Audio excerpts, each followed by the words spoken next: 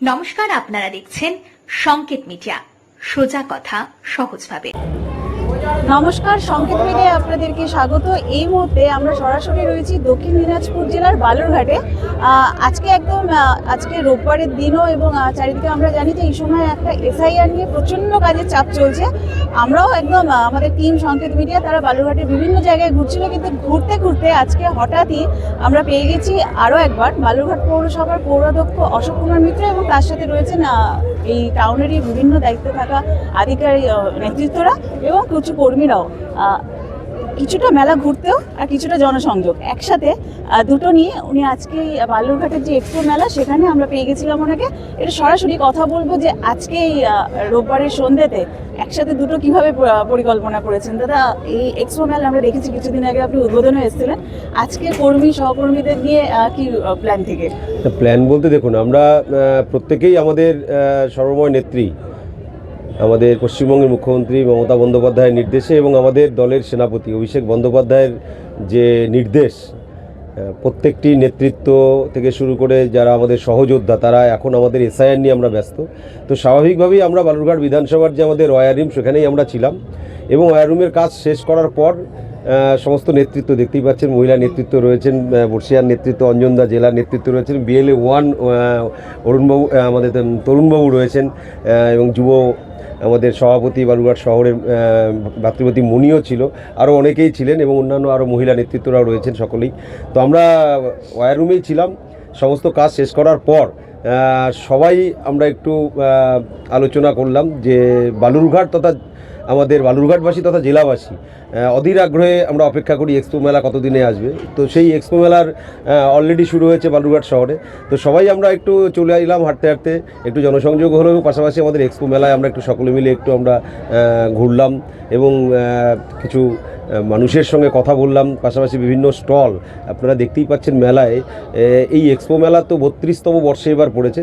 তো এক্সপো মেলার সাথে বালুরঘাটবাসী এবং জেলাবাসীর একটা আলাদা আবেগ জড়িয়ে রয়েছে, কারণ এই মেলার মাধ্যমেই আমাদের যে মিলন মেলা, মিলন ক্ষেত্র, একটা প্রত্যেকেরই যে ভ্রাতৃত্ব বন্ধন সেটা সুদৃঢ় হয়, এবং পাশাপাশি একটা এলাকার যে আর্থিক শ্রীবৃদ্ধি সেটাও কিন্তু মেলার মাধ্যমেই আসে।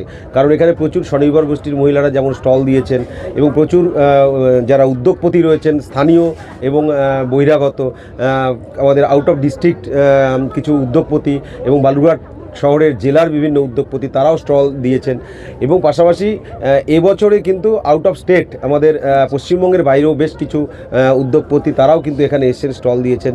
তো স্বাভাবিকভাবেই এটা আমাদের আবেগ আমাদের কাছে। তো এই মেলা প্রতি বছরই হয় 32তম বর্ষে। তো ওয়্যার রুমের কাজ শেষ করে সকলে মিলে একটু চলে আসলাম, আমরা একটু জনসংযোগ করতে করতে মেলাতেও এলাম, এবং মেলা আমরা ঘুরলাম, কিছুক্ষণ সময় কাটালাম।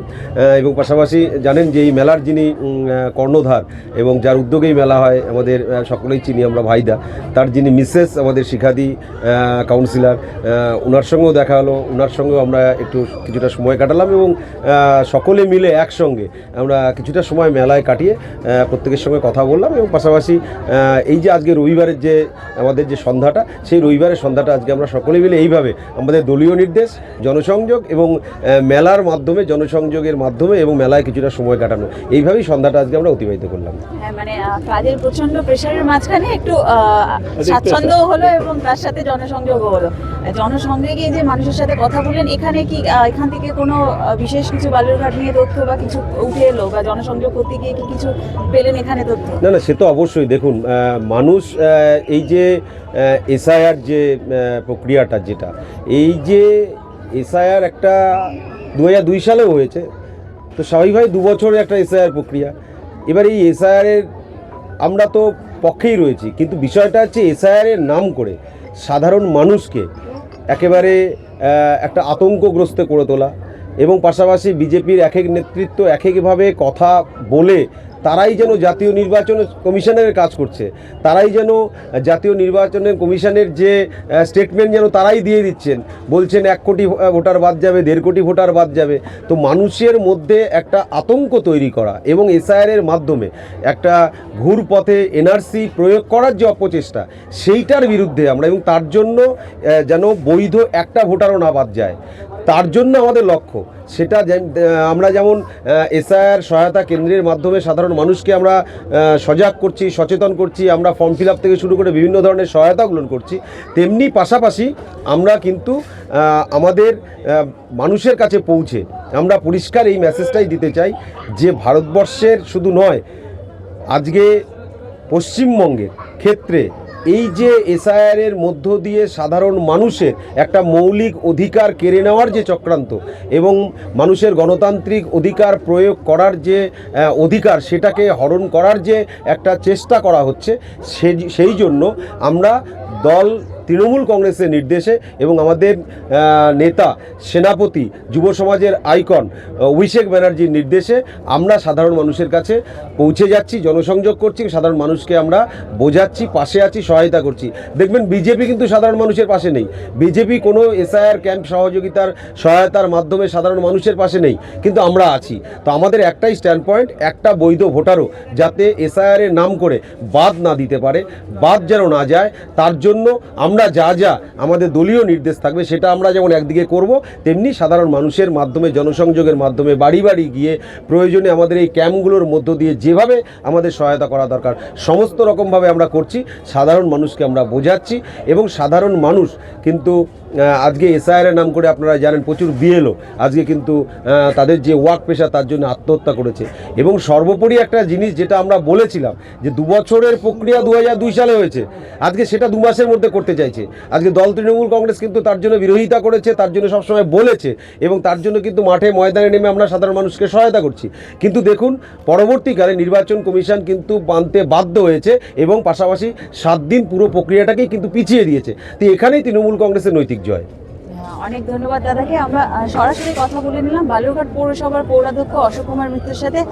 ঠিক এসআইআর নিয়ে যে গোটা রাজ্যতে একটা প্রচণ্ড চাপ এবং কোথাও কোথাও আতঙ্কেরও সৃষ্টি হয়েছিল, সেটা এখন অনেকটাই কিছুটা হলেও কমেছে এবং এখন এই 7 দিনের যে এক্সটেনশন সেটাতেও তারা কাজ করছেন। এবং একই সাথে টিম বালুরঘাট পৌরসভা তৃণমূল কংগ্রেসের দলীয় টিম, প্রশাসনিক টিম এবং বিধানসভা যারা আছেন যে টিম, তারা কিন্তু একই সাথে এসআইআর এর কাজের ফাঁকে ফাঁকে জনসংযোগের কাজে দলীয় নির্দেশ মেনে করে চলেছেন।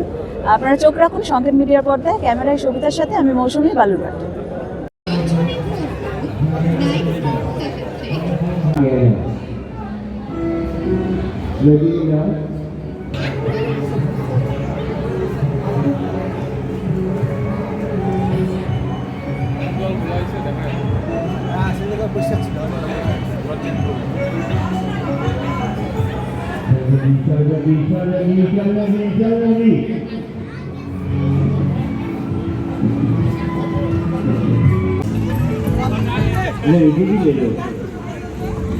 इसमें टाइम नहीं लगेगा, लास्ट शो होगा। Subscribe our channel. Press the bell icon.